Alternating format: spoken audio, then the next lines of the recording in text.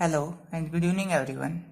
आज के लेक्चर में हम क्वांटम मैकेनिक्स के अंदर जो स्केटरिंग थ्योरी है उसके बारे में पढ़ेंगे और साथ ही स्केटरिंग थ्योरी के अंदर जितने भी इंपॉर्टेंट टॉपिक हैं वन बाय वन उन सब टॉपिक को हम कवर भी करेंगे जो एग्जाम में आ सकते हैं।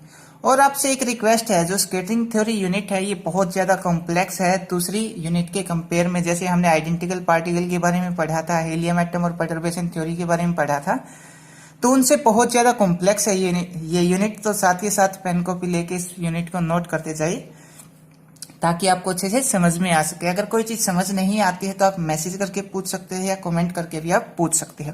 तो स्टार्ट करते हैं फर्स्ट ऑफ ऑल स्केचिंग के इंट्रोडक्शन से। तो आइए ये चीज़ समझते हैं हम एक एग्जाम्पल से। तो हमने मान लिया कि हमारे पास एक न्यूक्लियस है और न्यूक्लियस पे हमें पता है पॉजिटिव चार्ज होता है, और ये हमने मान लिया इस न्यूक्लियस का इंटर न्यूक्लियर एक्सिस है। और अल्फा पार्टिकल को हमने इस न्यूक्लियस के ऊपर इंसिडेंट करवाया। अल्फा पार्टिकल पे भी हमें पता है पॉजिटिव चार्ज होता है। तो जैसे ही अल्फा पार्टिकल इसके पास में आएगा तो दोनों के ऊपर पॉजिटिव चार्ज है, दोनों एक दूसरे के साथ इंटरेक्ट करेंगे तो क्या होगा, ये अल्फा पार्टिकल अपने पाथ से डेविएट हो जाएगा। जाना तो बिल्कुल सीधा चाहिए था, पर ये अपने पाथ से क्या हो गया, कुछ ना कुछ डेविएट हो गया।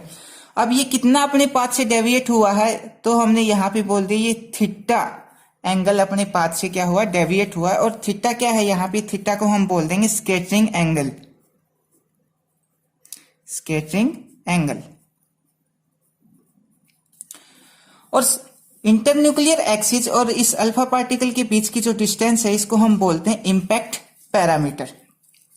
और साथ ही कितने अल्फा पार्टिकल इस डायरेक्शन में स्केटर्ड हुए, उन अल्फा पार्टिकल को नोट करने के लिए कितने अल्फा पार्टिकल इस डायरेक्शन में गए हैं, तो हमने यहाँ पे एक डिटेक्टर भी लगा दिया। डिटेक्टर ये बताएगा कितने अल्फा पार्टिकल इस डायरेक्शन में आए हैं, इस पर्टिकुलर रीजन में कितने अल्फा पार्टिकल रिसीव हुए हैं।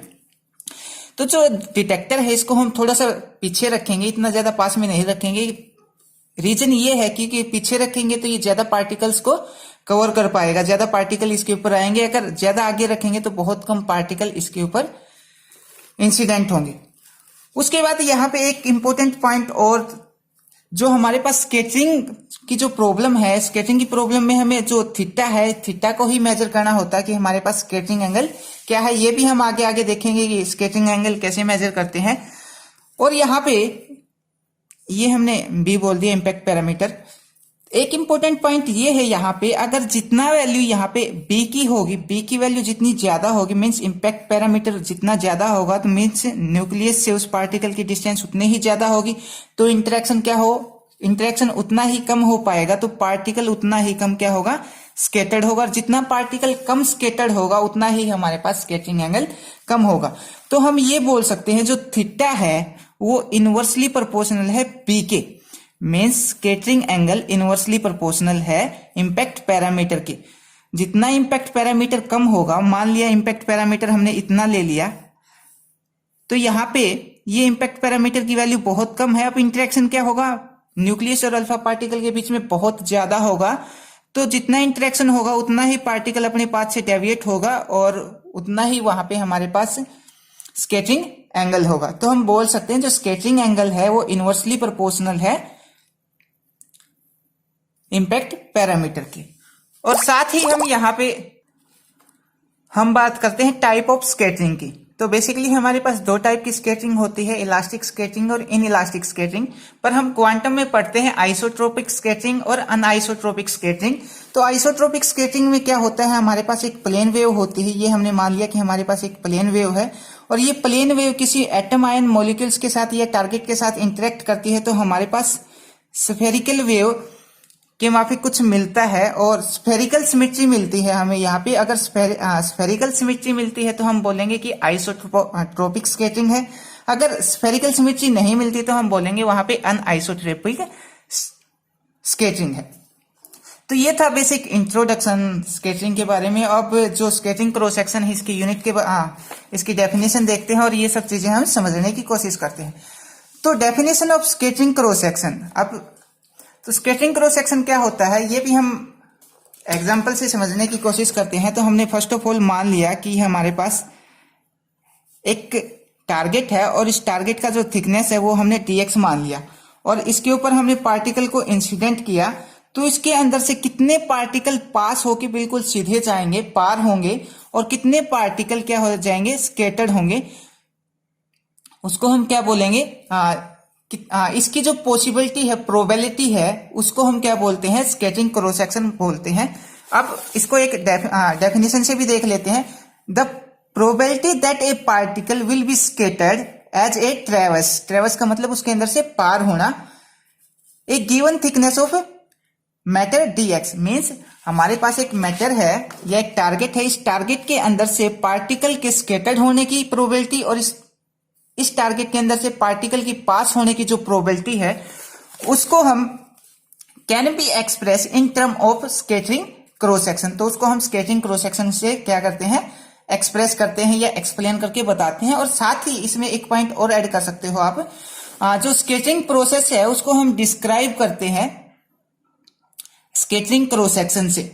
और चाहे तो हम यहाँ पे टारगेट के बारे में भी बता सकते हैं, टारगेट क्या होता है, पर हम इतना ज्यादा डिस्कस नहीं करेंगे। उसके बाद हमारे पास जो इस स्केचिंग थ्योरी में जो अगला टॉपिक है वो है डिफरेंशियल स्केचिंग क्रॉस सेक्शन, उसके बारे में हम पढ़ते हैं। तो यहाँ पे हमने मान लिया, अगला जो टॉपिक है डिफरेंशियल स्केचिंग क्रॉस सेक्शन, इसमें हम क्या पढ़ेंगे, हमने मान लिया कि हमारे पास एक मॉलिक्यूल्स है जो n नंबर ऑफ पार्टिकल से मिलकर बना हुआ है और जिसका स्कैटरिंग सेंटर है वो हमने न्यूक्लियस मान लिया, मीन्स जो स्कैटरिंग है वो न्यूक्लियस से हो रही है, ऐसा हमने मान लिया। तो जो उस अल्फा पार्टिकल या जो इंसिडेंट पार्टिकल है, उस इंसिडेंट पार्टिकल और न्यूक्लियस के बीच में क्या रहेगी, कुछ ना कुछ डिस्टेंस रहेगी, ठीक है। और उसके बाद नेक्स्ट पॉइंट हम देखते हैं, अगर हम एक यहाँ पे यही बता रखा है लार्ज नंबर ऑफ पार्टिकल से मिलकर बना है स्केटरिंग न्यूक्लियस स्केटरिंग, जो न्यूक्लियस है वो स्केटरिंग सेंटर है और न्यूक्लियस और उस पार्टिकल के बीच में डिस्टेंस रहेगी कुछ ना कुछ। उसके बाद अगर मैं किसी टिपिकल स्केटरिंग की बात करूं, टिपिकल स्केटरिंग एक्सपेरिमेंट की, तो उसके अंदर जितने भी हम पार्टिकल को इंसिडेंट करवाते हैं तो सब पार्टिकल की जो एनर्जी है वो क्या रहेगी, सेम एनर्जी रहेगी। सब पार्टिकल का साथ ही जो डायरेक्शन है, जिस डायरेक्शन में हम इंसिडेंट करवा रहे हैं, तो इंसिडेंट डायरेक्शन भी सबका सेम रहेगा। जितने भी पार्टिकल हैं वो किस तरफ जाएंगे, टारगेट की तरफ जाएंगे। तो इस चीज को हम एक डायग्राम से समझते हैं, total scattering differential scattering cross section को। तो ये डायग्राम है, इस डायग्राम को हम समझा भी देते हैं। तो हमने मान लिया कि हमारे पास ये एक टारगेट है और इस टारगेट के ऊपर हमने पार्टिकल को इंसिडेंट किया, तो यहाँ पे पार्टिकल और न्यूक्लियस क्या इंटरेक्ट करेंगे, और इंटरेक्ट करने के बाद पार्टिकल मान लिया कि क्या इस तरह इस डायरेक्शन में पार्टिकल स्कैटर्ड हो रहा है, सबसे ज्यादा पार्टिकल इस डायरेक्शन में स्कैटर्ड हुआ, और ये जो एरिया है इसको हमने बोल दिया DA, और इस DA एरिया का जो एंगल है इसको हमने बोल दिया D ओमेगा, और इस डायरेक्शन को बोल दिया हमने Z, और इस डायरेक्शन को बोल दिया हमने X। तो यहां पे, और ये जो डिस्टेंस है यहां से लेके यहां तक की, सेंटर से लेके वो तक, और यहां की जो डिस्टेंस है इसको हमने R बोल दिया। और ये जो एंगल रहेगा, ये एंगल रहेगा हमारे पास थीटा एंड फाई। थीटा क्या है, यहाँ पे स्केचिंग एंगल है, और फाई क्या है, यहाँ पे एजीम्यूथल एंगल है। एजीम्यूथल एंगल के ऊपर अभी हम बात करेंगे। तो हमने यहाँ पे क्या बताया है कि इंसिडेंट पार्टिकल है, इंसिडेंट पार्टिकल इंटरेक्ट करता है टारगेट के साथ, और वो पार्टिकल किस तरफ चला जाता है, इस डायरेक्शन में जाता है। मतलब ज्यादा से ज्यादा पार्टिकल इस डायरेक्शन में स्कैटर्ड हो रहे हैं, DA एरिया में ज्यादा पार्टिकल स्कैटर्ड हो रहे हैं, और उस DA एरिया का जो एंगल है उसको हमने बोल दिया D ओमेगा, और इस D ओमेगा का नाम है सॉलिड एंगल। तो यहां पे भी हमने यही बता रखा है, ये हमारे पास एक टारगेट है, इस टारगेट के ऊपर हमने कुछ पार्टिकल को इंसिडेंट करवाया, दोनों एक दूसरे के साथ इंटरेक्ट करेंगे, और इंटरेक्ट करने के बाद ज्यादा से ज्यादा पार्टिकल इस DA एरिया के अंदर स्कैटर्ड हो रहे हैं, और यहाँ पे जो एंगल बन रहा है उसको बोल दिया हमने D ओमेगा। और D ओमेगा क्या है, यहाँ पे सॉलिड एंगल है, जो किस डायरेक्शन में बन रहा है, थीटा और फाई की डायरेक्शन में बन रहा है। यहाँ पे फाई बता दो क्या है, एजीम्यूथल एंगल है, और D ओमेगा क्या है, सॉलिड एंगल है in direction of theta and phi, और साथ में जो थीटा है वो क्या है, स्कैटरिंग एंगल। और यहाँ पे अगर आप और कुछ बताना चाहो तो स्कैटरिंग पार्टिकल कौन सा है, स्कैटरिंग पार्टिकल ये जो बीच वाली लाइन आप देख रहे हो, ये इसे DA एरिया में जितने भी पार्टिकल आएंगे वो सब पार्टिकल क्या है, स्कैटरिंग पार्टिकल हैं। अब बात कर लेते हैं हम एजीम्यूथल एंगल के ऊपर। एजीम्यूथल एंगल क्या है, जहां पे एंगुलर मेजरमेंट होती है इन स्फेरिकल कोऑर्डिनेट सिस्टम में, वहां पे हम एजीम्यूथल एंगल का यूज करते हैं। उसके बाद हम जो डिफरेंशियल स्कैटरिंग क्रॉस सेक्शन है इसका डेफिनेशन देखते हैं। डेफिनेशन क्या है और इसको हम डिनोट करते हैं सिग्मा ओमेगा से, हम इसको डिनोट करते हैं। तो ये क्या होगा, इसका डेफिनेशन होगा हमारे पास सिग्मा ओमेगा मतलब differential scattering cross section the number of particle per unit solid angle per second divide by incident intensity. ये हमारे पास क्या होगा, जो डिफरेंशियल स्कैटरिंग क्रॉस सेक्शन है उसका डेफिनेशन होगा the number of particle per unit solid angle, means जो solid angle है, ये सॉलिड एंगल है, इसमें पर यूनिट कितने पार्टिकल इंसिडेंट हो रहे हैं, ये स्कैटर्ड होने के बाद इस सॉलिड एंगल में कितने ज्यादा पार्टिकल आ रहे हैं डी एरिया के अंदर। साथ ही जो इंसिडेंट इंटेंसिटी है, इंसिडेंट जो पार्टिकल को हम इंसिडेंट करवा रहे हैं उसका डेंसिटी कितना है, वो सब बता रखा है। उसके बाद हमारे पास एक इक्वेशन है हमारे पास ये N theta phi directly proportional N J और डी ओमेगा। अब यहाँ पे ये इक्वेशन कैसे आया, इस चीज को भी हम समझ लेते हैं।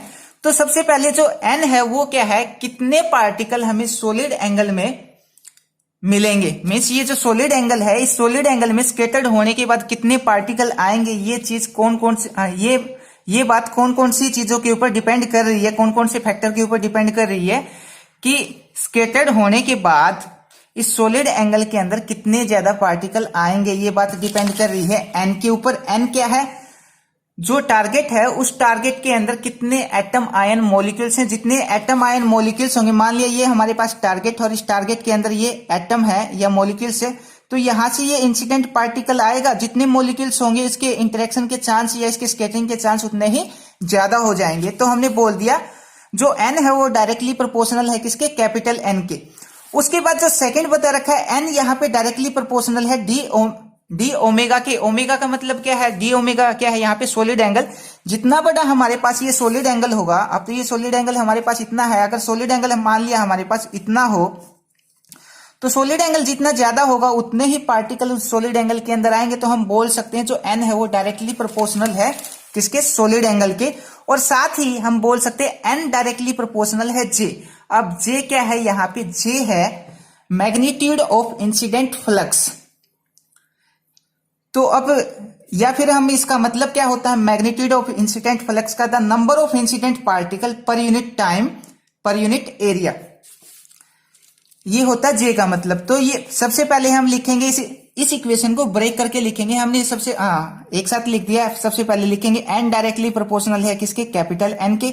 उसके बाद एन डायरेक्टली प्रोपोर्शनल है जे के, और उसके बाद एन डायरेक्टली प्रोपोर्शनल है डी ओमेगा के, और बाद में इन तीनों को कंबाइन करके हम ये इक्वेशन लिखेंगे। अब कोई भी डायरेक्टली प्रोपोर्शनल हम रिप्लेस करते हैं तो हमारे पास कांस्टेंट आता है, ये हम आगे देखेंगे। तो नीचे हमने बता रखा है एन हमारे पास क्या है, कितने पार्टिकल हमें सॉलिड एंगल में मिल रहे हैं, तो ये बता रखा है हमने if N is the number of particle scattered per unit time into a solid angle, means solid angle में पर यूनिट टाइम कितने पार्टिकल हमें मिलेंगे या स्कैटर्ड होने के बाद वहां पे कितने पार्टिकल आएंगे। उसके बाद जे के बारे में बता रखा है, जे क्या है, the magnitude of incident flux, और इसका मतलब क्या है, the magnitude of incident flux का the number of incident particle per unit time per unit area, ये इसका मतलब होता है। और साथ में जो एन है, एन के बारे में भी हम बता सकते हैं कि एन उस टारगेट एटम के अंदर जो मॉलिक्यूल्स, टारगेट मटेरियल के अंदर जो एटम और मॉलिक्यूल्स हैं उसको हमने किससे लिखा है, एन से लिखा है। और यहाँ पे ये जो डी ओमेगा हम सॉलिड एंगल लेके चले हैं, अगर मैं इस डायग्राम में सॉलिड एंगल की वैल्यू देखूं तो क्या होगी, सॉलिड एंगल हम एलिमेंट्री में भी ये पढ़ के आए हैं, प्लेन एंगल और सॉलिड एंगल क्या होता है। तो इसका जो वैल्यू है सॉलिड एंगल का, इस सॉलिड एंगल का वैल्यू डी ओमेगा का वैल्यू क्या हो जाएगा, D A by R square. ये आपने 11th क्लास में भी पढ़ा होगा, अब तो आप एमएससी में होगे, पता होगा इन सब बातों का। तो जब इक्वेशन नंबर 1 को, ये जो इक्वेशन नंबर 1 हमने यहाँ पे देखी, यहाँ पे हमने डायरेक्टली प्रोपोर्शनल को रिप्लेस किया तो हमारे पास कोई ना कोई कांस्टेंट मिलेगा। कांस्टेंट आया हमारे पास रो ओमेगा। रो ओमेगा क्या है, यहाँ पे स्कैटरिंग क्रॉस सेक्शन है, ये हमें क्या मिल गया, रो ओमेगा स्कैटरिंग क्रॉस सेक्शन। अब हम इस रो ओमेगा की वैल्यू निकाले तो इसको, इस टर्म को तो हम यहीं रखेंगे और इस टर्म को उठा के इक्वल टू के साइड से उस तरफ लेके जाएंगे, तो हमारे पास रो ओमेगा तो यहीं पे रहेगा और बाकी की सारी टर्म ये आ जाएगी। तो ये जो इक्वेशन आई है इसको हम बोल सकते हैं the above equation is called differential scattering cross section. और ये जो इक्वेशन आई है ये क्या रिप्रेजेंट करके बता रही है, ये इक्वेशन रिप्रेजेंट करके, ये जो ऊपर वाला पार्ट है ये रिप्रेजेंट करके बता रहा है हमारे पास the number of particle per unit solid angle per second, और जो नीचे वाला जो पार्ट है एन जे एन और डी ओमेगा ये हमें रिप्रेजेंट करके बता रहा है इंसिडेंट इंटेंसिटी को। उसके बाद हम निकालते हैं टोटल स्कैटरिंग क्रॉस सेक्शन। ये अगला टॉपिक आता है और पहले वाले टॉपिक के ऊपर ही बेस होता है। तो इसको कैसे निकालेंगे, फर्स्ट ऑफ ऑल हम इसका डेफिनेशन देखते हैं क्या है। तो इसको हमें सिग्मा टी से, मतलब सिग्मा टोटल से हमने इसको डिनोट किया है। Is obtained by means total scattering cross section हमें कैसे मिलेगा, integrating differential scattering cross section means हमने ये जो डिफरेंशियल स्कैटरिंग क्रॉस सेक्शन निकाला है सिग्मा ओमेगा, इसको हम इंटीग्रेट करेंगे ऑल ओवर एंगल से। और एंगल क्या है हमारे पास, इसको अगर इंटीग्रेट करेंगे तो sigma omega all over angle से, तो एंगल क्या है हमारे पास डी ओमेगा। तो ये हमारे पास क्या आ जाएगा, टोटल स्कैटरिंग क्रॉस सेक्शन। तो डेफिनेशन में यही बता रखा है, is obtained by integrating differential scattering cross section over A all angle. जितना भी एंगल है उससे हम इसको डिफरेंशिएट कर देंगे। तो यहाँ पे हमने इसको डिफरेंशिएट कर दिया। जो डी ओमेगा है वो क्या है हमारे पास scattering cross section, all angle क्या है डी ओमेगा, तो उसको हमने इंटीग्रेट कर दिया तो हमें क्या मिल जाएगा, टोटल स्कैटरिंग क्रॉस सेक्शन। अब इस इक्वेशन को, इसको बोल देता हूं मैं इक्वेशन नंबर 1। इस इक्वेशन को हम क्या लिख सकते हैं, इंटीग्रेशन 0 टू पाई और 0 टू 2 पाई, ये वाली टर्म हमने एज इट इज लिखी यहाँ पे। और जो डी सिग्मा है इसकी हमने वैल्यू लिखी D A by R square. D omega की जो सॉलिड एंगल है इसकी हमने यहाँ पे वैल्यू लिख दी D A by R square. और साथ ही इसकी एक वैल्यू भी और भी होती है, जो सॉलिड एंगल है इसकी वैल्यू होती है साइन थीटा, डी थीटा और डी फाई, ये वाली वैल्यू भी इसकी होती है। तो अगर हम चाहें तो इक्वेशन नंबर ए में इसकी जगह डी ओमेगा की जगह सॉलिड एंगल की जगह हम ये वैल्यू भी रख सकते हैं। तो हमने यहाँ पे यही किया, ये वाली टर्म एज इट इज, जो डिफरेंशियल क्रॉस सेक्शन है वो एज इट इज, और साथ में डी ओमेगा की वैल्यू हमने यहाँ पे पुट कर दी। तो ये आ जाएगा हमारे पास टोटल स्कैटरिंग क्रॉस सेक्शन। अगर हम बात करें न्यूक्लियर फिजिक्स की, जो स्कैटरिंग सेंटर है उसका जो डायमेंशन होता है वो कैसा होगा, लीनियर होगा। और उसका जो ऑर्डर होगा 10⁻⁻13 से लेके 10⁻⁻12 तक हो सकता है। और यूजुअली हम इसको मेजर करते हैं किसमें, बेरेंस BARNS, इसमें मेजर करते हैं। वेट ए मिनट, BARNS एक तो इस टर्म में मेजर करते हैं, दूसरा होता है हमारे पास मिली बेरेंस। इन दोनों टर्म में हम इसको मेजर करते हैं। और जो 1 बेरन होता है हमारे पास वो क्या होता है, ये होता है 10⁻⁻24 सेंटीमीटर स्क्वायर। और जो 1 मिली बेरन है ये कितना होगा, 10⁻⁻27 सेंटीमीटर स्क्वायर। अगर हम इसका ये जो टोटल स्कैटरिंग, ये वाली जो टर्म कहा, ये वाली scattering cross section, differential scattering cross section का अगर हम डायग्राम देखें तो इसका डायमेंशन देखें तो डायमेंशन क्या आएगा, इसका एरिया आएगा, या फिर हम लिख सकते हैं L स्क्वायर, ये इसका क्या आएगा, डायमेंशन आएगा। आई होप आपको जो स्कैटरिंग थ्योरी है वो थोड़ा बहुत समझ में आई हो। अगर कोई चीज समझ में ना आई हो तो आप कमेंट करके पूछ सकते हैं या फिर मैसेज करके पूछ सकते हैं। अगर आपको समझ में आया हो तो आपके दोस्तों को भी शेयर कर सकते हैं। Thank you.